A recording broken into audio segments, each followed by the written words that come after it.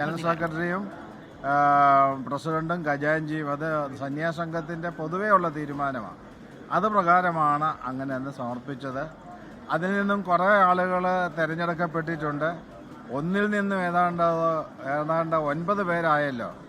അതിലുള്ള സന്തോഷമുണ്ട്.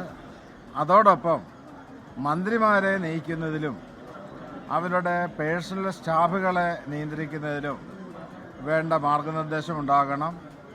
ശിവഗിരി മഠത്തിൻ്റെ ഒരാഗ്രഹം കൂടി സമർപ്പിച്ചിട്ടുണ്ട്.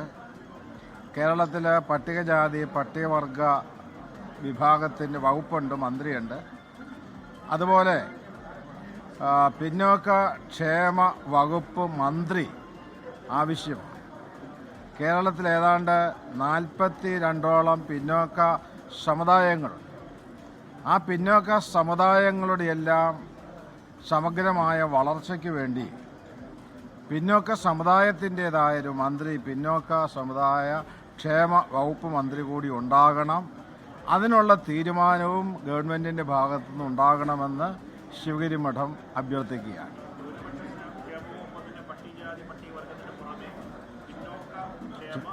മന്ത്രി അതെ. ശരി, നമസ്കാരം.